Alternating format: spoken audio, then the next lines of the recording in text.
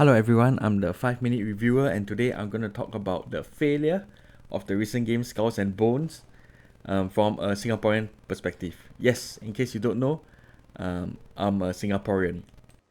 Although I don't have a major stake in the game, and it's not the type of genre that I enjoy playing, it does hit me as a Singaporean quite hard. The Skulls and Bones game, after all, was made by the Singapore branch of Ubisoft.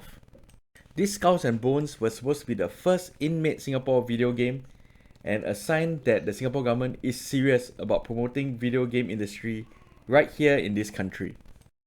And here comes the problem to me as a video game commentator. Should I be honest and be extremely discouraging in a way that may influence the Singapore government to think twice about investing in video games again? Or should I be a little dishonest and be more positive and true for the game so that it shows that video gaming in Singapore has indeed a bright future? After all, the Singapore government did invest some money in it. The budget for Skulls and Bones was actually 200 million. But it has not been reported on how much the Singapore government actually gave to the development of this game. And if you think that the game is not that bad and I'm exaggerating on how bad it is, let me show you a short clip from the game Skulls and Bones and then compare it with the game it's inspired from and other similar gameplay sequences in other games. For now, just ignore the video quality. My focus is just mainly the gameplay. Now, as you can see, the cannons are firing in a straight line and they fire in quite quick succession. No harm, no foul, but look at the boarding sequence.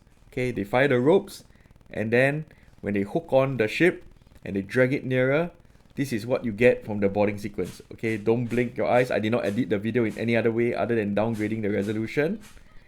Okay, and it just becomes a cutscene. And that's it. A cutscene, and then you get the loot. That's it. Now, compare it to Assassin's Creed Black Flag.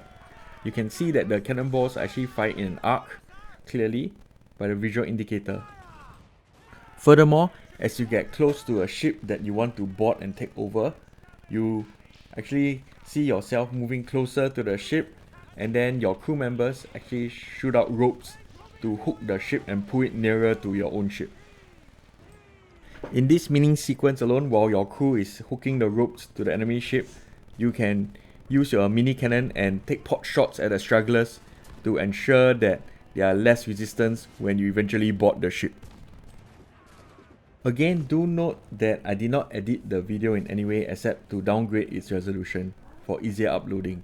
Now look as Edward Kenway, the protagonist, swings across to the other ship and attack the crew members. That's the type of gameplay we players would like to do instead of being reduced to a cutscene. And what's really surprising and puzzling to me is that isn't this the same company, Ubisoft, that made both games, Assassin's Creed 4 and Skulls and Bones? Granted, it is the Singapore branch of Ubisoft that made Skulls and Bones, but shouldn't they have the same access level to Black Flag as other Ubisoft employees so that they can improve on the game? Just remove the assassination part and put in more priority gameplay and you get a killer game. Why not just do that? And that really baffles me. Even the Legend of Zelda Tears of the Kingdom, that it's not a dedicated naval combat game or pirate game, had a better naval combat and boarding sequence compared to Skulls and Bones. So in this sequence, me playing as Link fires a cannonball into the enemy ship and then I actually get to board him instead of a cutscene and hit him off the ship.